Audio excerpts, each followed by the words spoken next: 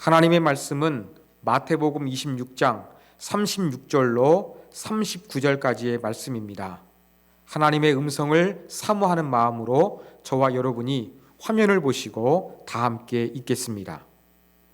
이에 예수께서 제자들과 함께 겟세마네라 하는 곳에 이르러 제자들에게 이르시되 내가 저기 가서 기도할 동안에 너희는 여기 앉아 있으라 하시고 베드로와 세베대의 두 아들을 데리고 가실새 고민하고 슬퍼하사 이에 말씀하시되 내 마음이 매우 고민하여 죽게 되었으니 너희는 여기 머물러 나와 함께 깨어 있으라 하시고 조금 나아가사 얼굴을 땅에 대시고 엎드려 기도하여 이르시되 내 아버지여 만일 할만하시거든 이 잔을 내게서 지나가게 하옵소서. 그러나 나의 원대로 마시옵고 아버지의 원대로 하옵소서 하시고 아멘. 예수 그리스도는 우리 기도의 모델이십니다. 예수님께서는 어떻게 기도해야 되는지 가르쳐 주셨고 또 기도하는 참된 모습을 실제적으로 보여주셨습니다.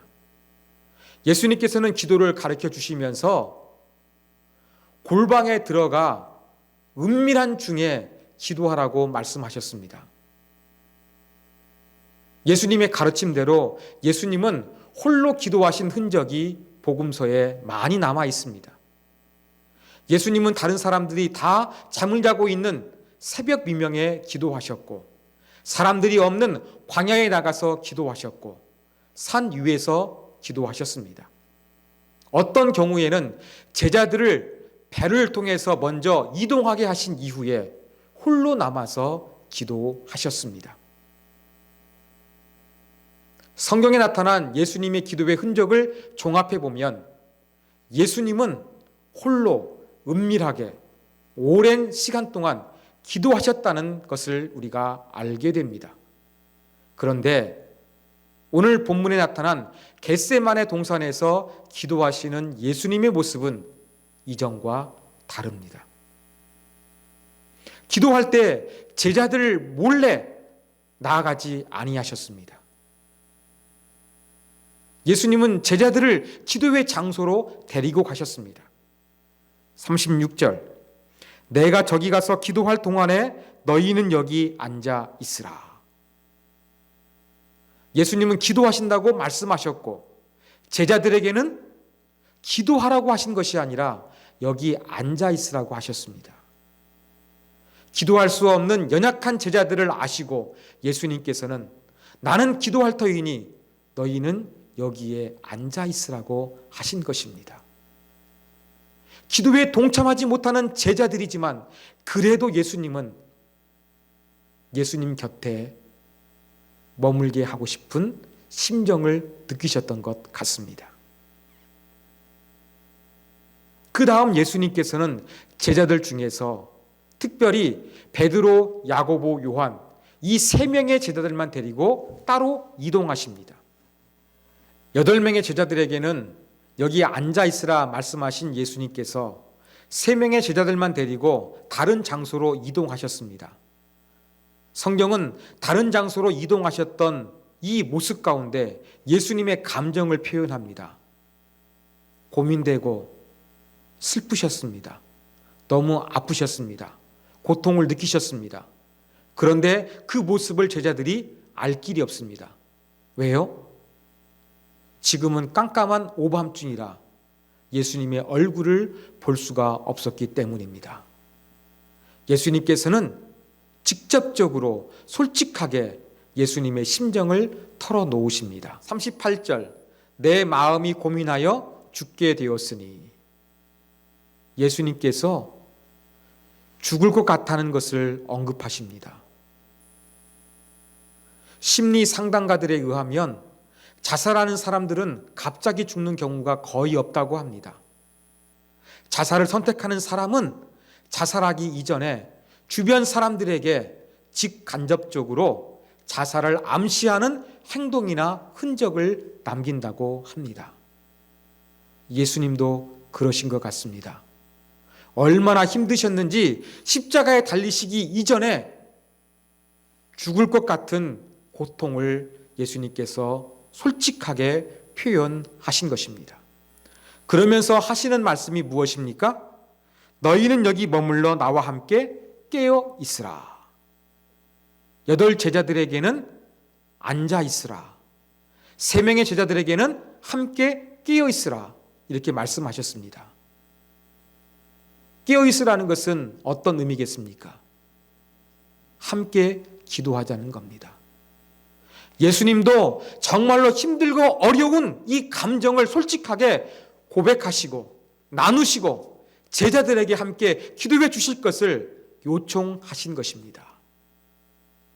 그리고 예수님은 3명의 제자들과 조금 떨어져서 기도하셨습니다. 얼마만큼 떨어졌는가? 누가복음에 의하면 돌 던질 만한 거리만큼 떨어지셨습니다. 정확히 알 수는 없습니다. 그러나 예수님은 그래도 예수님 곁에서 제자들로 하여금 기도하라고 부탁을 하신 것입니다. 자, 평소 예수님께서 기도하셨던 모습, 기도하러 간다고 예고하지 않으셨습니다. 장소도 알려주지 않았습니다. 은밀하게 기도하셨습니다. 그런데 이 순간만큼은 제자들을 데리고 이동하셨고, 기도하지 못하는 제자들 앉아 있으라고 하셨고, 특별히 3명의 제자들에게 함께 끼어서 기도하자고 요청하셨습니다. 솔직하게 예수님의 힘든 부분을 말씀하시고 기도를 부탁하신 것입니다. 여기에서 우리는 예수님의 고난의 흔적을 발견하게 됩니다. 예수님께서 겟세마네 동산에서 경험하신 고난은 저와 여러분이 경험하는 것입니다. 일상을 살아가면서 우리는 이런저런 문제로 고민하고 아파하고 힘들어합니다. 이러한 과정을 거치면서 사람들에게 솔직하게 이야기를 합니다. 솔직하게 내 마음을 털어놓기까지 갈등과 고민을 반복합니다. 나는 정말로 힘들고 어렵게 내 마음을 털어놓았는데 상대방은 여기에 대하여 반응하지 않습니다. 거부합니다. 무시합니다. 이럴 때 우리의 심정은 어떠합니까? 자존심이 땅에 떨어진 것 같습니다. 나를 도와주는 사람은 아무도 없는 외톨이가 된 기분입니다. 나에게는 탈출구가 없을 것 같은 절망감을 느낍니다. 이것이 바로 예수님께서 경험하신 겟세마네 동산의 경험이기도 합니다. 사랑하는 여러분, 힘들고 어려워 솔직하게 내 마음을 열었으나 사람들은 귀담아 듣지 않습니다. 공감해 주지 않습니다. 도와주지 않습니다. 함께 해주지 않습니다. 기도해 주지 않습니다. 이 가운데 우리는 더욱더 아파하고 절망할 수밖에 없습니다. 이때 예수님 어떻게 하셨습니까? 홀로 하나님께 기도하셨습니다. 저와 여러분에게도 지금 필요한 것이 바로 무엇입니까? 사람들은 모른다 할지라도 주님 앞에 내 마음을 고백하는 것입니다. 아뢰는 것입니다. 주님 앞에 솔직하게 우리의 모든 것을 털어놓는 기도를 우리가 드려야겠습니다. 세상과 사람들은 몰라주지만 우리 주님은 내가 겪는 아픔과 고통을 이미 다 경험하셨고 알고 계셨기 때문에, 또한 우리를 사랑하시기 때문에 우리의 아픔의 기도를 들으시고 응답해 주실 것입니다. 이러한 주님 앞에 간절한 마음으로 솔직하게 기도하는 저와 여러분이 되기를 주님의 이름으로 부탁드립니다. 제자들은 공감하지 못했어도 기도로 승리하신 예수님처럼 저와 여러분도 승리하기 위해서 이 시간 기도하기를 원합니다. 오늘 말씀을 가슴에 붙잡고 간절한 마음으로 주님 앞에 다 같이 기도하시겠습니다.